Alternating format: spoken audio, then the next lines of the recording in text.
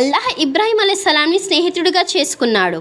ఇబ్రాహీం అలైహిస్సలాం ఏం చేశాడు అని ఆయనని స్నేహితుడిగా చేసుకున్నాడు? ఇబ్రాహీం అలైహిస్సలాం ఏం చేశాడు అంటే ప్రజలను బహుదేవ ఆరాధన, షిర్క్ చేసే పనుల నుండి రక్షించే పని చేశాడు.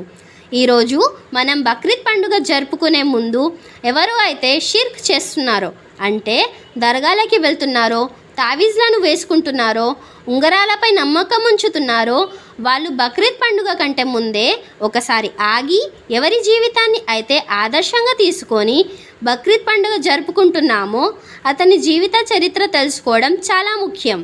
అతనే ఇబ్రాహీం అలైహిస్సలాం.